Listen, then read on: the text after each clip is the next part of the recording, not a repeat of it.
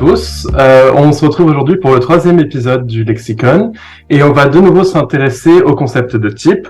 Donc on avait vu la dernière fois l'historique du concept de type et d'où il avait émergé avec cette idée prégnante que le type est un représentant exceptionnel d'une classe. C'est comme ça qu'il était défini au départ. Et ensuite, au fur et à mesure que l'histoire de la nomenclature a avancé, cette définition s'est peu à peu effacée pour laisser une place à d'autres, un autre rôle dans le cadre de la taxonomie et de la nomenclature. On va donc s'intéresser à ce que n'est pas un type, des idées reçues sur le type, mais qui sont fausses.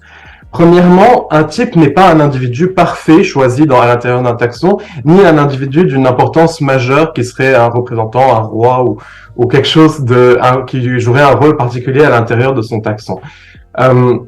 Ce n'est pas non plus un modèle qui aurait engendré ou qui serait similaire à une série d'individus identiques à ce modèle, une sorte de moule. Ce n'est pas non plus, même si ça peut l'être dans certains cas de figure, ce n'est pas forcément le premier spécimen qui a été récolté pour un taxon. Ça peut être un spécimen récolté bien après, fixé, etc. Mais ce n'est pas forcément le premier spécimen récolté pour un taxon donné. Et ça, c'est peut-être le plus important. Le type n'est pas forcément porteur de caractères discriminants, c'est-à-dire qu'il porte des caractères, comme tous les individus, c'est ce qu'on appelle un sémaphoronte, un porteur de sens ou un porteur de caractères, mais il ne porte pas des caractères, il ne porte pas forcément des caractères discriminants qui permettraient de reconnaître tel ou tel élément pour différencier le taxon dont il est le type et les autres taxons. Dans d'autres termes, un corbeau blanc ou une corneille blanche peut être le type des corbeaux ou des corneilles. Le type n'est pas une référence taxonomique indépendante. Son rôle n'est pas de jouer un rôle dans la définition du taxon taxonomique, du taxon tel qu'on le comprend en tant que taxonomiste. Ce n'est pas forcément un spécimen représentatif de son taxon. Ça, c'est très, très important parce qu'on a souvent l'impression que le spécimen type est forcément un taxon, un individu représentatif. Dans le cas des espèces types et des genres types, donc dans le cas des types nominaux, le genre type et l'espèce type n'est pas forcément non plus représentatif d'un taxon supérieur. Donc Panthera, le genre Panthera n'est pas forcément représentatif de tous les Panthéridés. Et le genre Rana n'est pas forcément représentatif de tous les Ranidés. Ce n'est pas un parangon et ce n'est pas un porteur de caractère décisif. Et ces erreurs subsistent. Donc, j'ai pris ça, par exemple, du site internet d'un muséum où ils décrivent les spécimens types comme des spécimens particuliers qui définissent les caractéristiques d'une espèce. Ce n'est pas le rôle d'un spécimen type. C'est le rôle d'une définition taxonomique ou d'une diagnose. Mais, par contre, le type a un rôle important. C'est un repère nomenclatural qui permet de savoir entre quel taxon et quel autre il y a des relations de synonymie, par exemple, de synonymie objective si on est en zoologie, c'est-à-dire qu'elles portent le même, qu'ils sont associés au même spécimen type, ou bien on appelle ça homotypique en botanique, ou bien des relations de synonymie subjective, c'est-à-dire qu'ils ne sont pas liés au même type, et ça s'appelle hétérotypique en botanique. Dans certains cas de figure, le type peut jouer un rôle dans l'aide à l'identification. Et un rôle qui est souvent oublié pour les types, c'est que c'est une trace scientifique qui permet la reproductibilité des observations faites par un taxonomiste à un moment donné lorsqu'il travaille sur un taxon. Et ça permet aussi de faciliter grandement la vie lorsqu'on cherche à faire la révision d'un taxon pour savoir à quel taxon exactement, à quel taxon exactement s'applique un nom.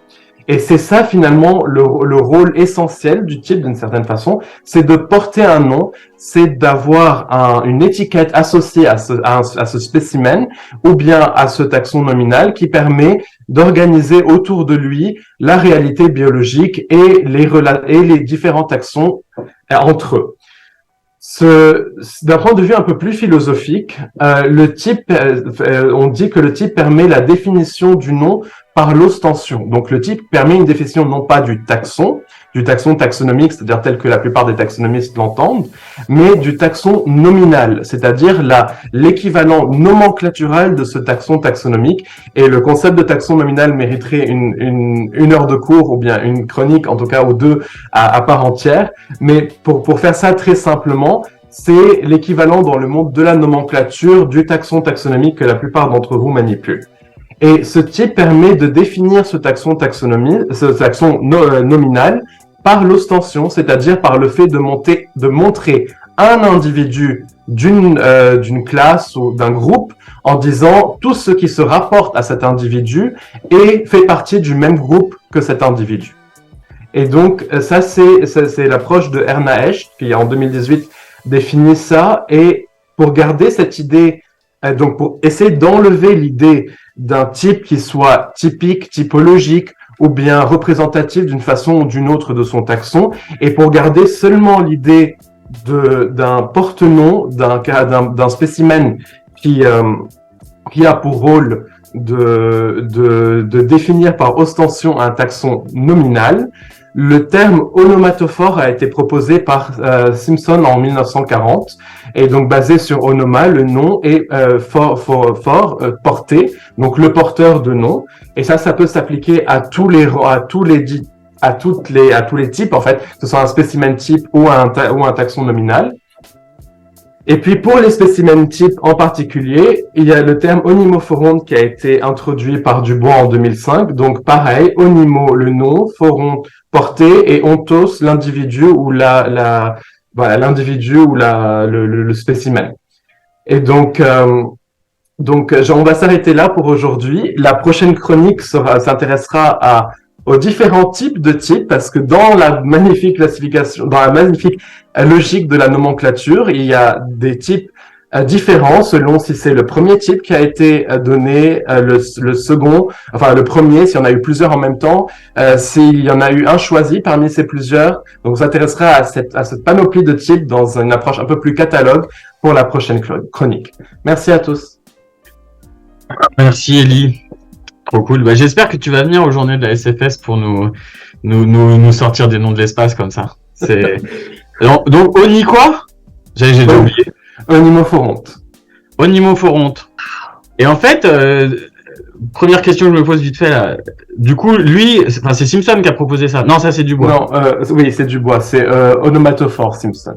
Ah, ok. Et est-ce que tout simplement. Vu qu'on utilisait déjà type en fait, pourquoi ils ont voulu sortir un nouveau nom? Est-ce que c'était pour genre clarifier le fait que c'était pas justement le porteur de caractère, nanana, c'était vraiment un lien entre le monde des idées et le monde réel? C'est ça, c'est exactement ça, parce que cette idée en permanence que le type doit être représentatif, que le type donne la définition taxonomique ou ce genre de choses, c'est une erreur très commune. J'ai pris par exemple cet extrait d'un site d'un muséum, pas d'un journal amateur.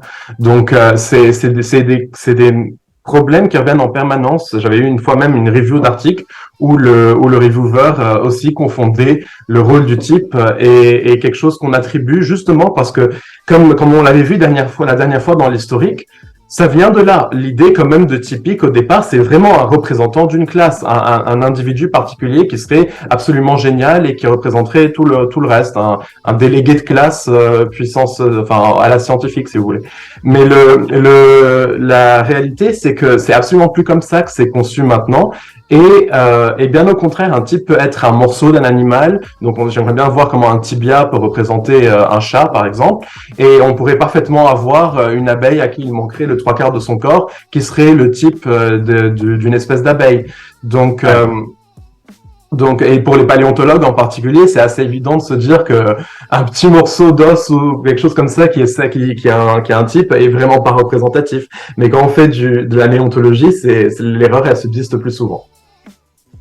Ouais, c'est clair.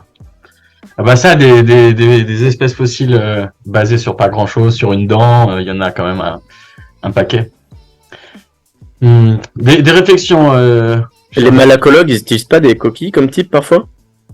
Oui, on a le droit d'utiliser une partie d'un animal. Et on a même le droit en paléontologie d'utiliser les traces, le travail d'un animal ou les traces d'un animal, c'est ce qu'on appelle un ichnotaxon. Ah oui. Et c'est quand on décrit et à ce moment-là, on peut typifier un travail d'un animal. C'était permis en néontologie, en zoologie jusqu'en 1930. Maintenant, c'est plus permis. Ouais, mais attention, ouais, du coup, l'hypnotaxon, ça va pas être un taxon, tu vois, il a un statut quand même différent. Ouais, Genre, effectivement. Et justement, c'est finalement pas mal parce que les hypnotaxons, tu vois, naturellement, tu vas pas vouloir les inclure dans peut-être une courbe de biodiversité ou je sais pas quoi.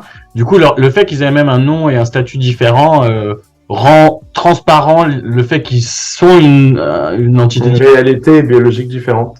Mais à l'heure actuelle, dans le code, vous pouvez bien donner un nom scientifique à un hypnotaxon.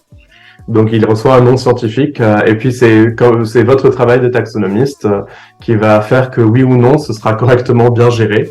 Ce qui n'est pas forcément le cas sur certaines bases de données où il n'y a pas de différenciation entre des fossiles et des hypnotaxons. Ah bah ouais, mais ça c'est un peu l'objectif des journées de la SFS. 15 au 17 mai, retenez bien les dates. Je le dirai entre chaque chronique. Jusqu'à ce que 1000 personnes se soient préinscrites. Je veux 1000 personnes, s'il vous plaît. Ouais, mais de toute façon, mais en même temps, juste pour revenir, c'est quand même une propriété qu'on a envie que, éventuellement, je veux dire, c'est pas sa propriété qui définit le type, mais t'as envie quand même qu'il soit un peu, que ça t'aide à savoir quels sont les organismes éventuellement, tu vois, si c'est à l'échelle d'une espèce, t'as envie que le type, tu sois capable de dire le plus facilement possible qui potentiellement est de la même espèce, sachant ton concept d'espèce, quoi. Effectivement. Et là, c'est le rôle du taxonomiste de bien choisir le type. Quand il décrit une nouvelle espèce, de prendre un spécimen. D'ailleurs, paradoxalement, il faudrait peut-être pas prendre un spécimen particulièrement beau, parce que ça pourrait fausser les choses. Donc, mais essayer de prendre un spécimen qui il pense peut être utile aux autres taxonomistes ou sur lesquels certains caractères intéressants sont facilement visibles. Mais encore une fois, comme rien n'oblige à ça, il faut pas forcément se baser sur un type en disant, bah, de toute façon, j'ai regardé le type, donc maintenant je sais exactement à quoi ressemblent tous les individus de l'espèce, ou bien j'ai regardé le type et ce qu'on appelle le matériel type, c'est-à-dire les spécimens décrits par l'auteur. Et ça y est, là, j'ai tout compris de comment fonctionne l'espèce. En général, surtout quand on a un seul spécimen, on ne voit pas de variabilité. On ne voit pas de plasticité phénotypique ou ce genre de choses, et donc on peut avoir une idée extrêmement faussée de ce avec quoi on travaille. Ouais, bah bien sûr. Je me souviens que tu proposais la semaine dernière qu'on vole ou qu'on casse les types mal foutus pour pouvoir les néotypifier. Enfin, je pense que tout le monde, le chat et tous se souviennent que tu avais lancé le groupe de néotypification par la force. Je dis qu'il y avait des gens qui le voulaient. Mais c'est vrai que quand on a un type vachement mal foutu, ou bien bien moche, où on voit rien, où c'est très très compliqué, il y a beaucoup de gens qui rêvent d'une, comme dirait ma directrice de thèse, d'une machine à broyer les types. On pourrait se débarrasser de tous les types vraiment moches et recommencer avec quelque chose de plus joli. Mais dans les faits, c'est très compliqué aujourd'hui avec les règles du code. En tout cas en zoologie, je suis moins familier avec ce qui se passe en botanique. Quoique en botanique, ça doit être plus facile parce qu'ils ont même un concept particulier de type pour ça, quand le type est trop moche. J'en parlerai la semaine prochaine. Le mois prochain pour la prochaine chronique. Mais en zoologie, c'est très très compliqué de se débarrasser d'un type moche. Mais d'autant plus que c'est pas si grave vu que c'est pas son rôle. Ouais, j'ai l'impression qu'il y a un certain Mister Longo qui dans le chat visiblement, on taira son nom, mais visiblement pratique la perte de type. Voilà, c'est pas. Mais heureusement qu'il y a un certain anonymat sur Internet.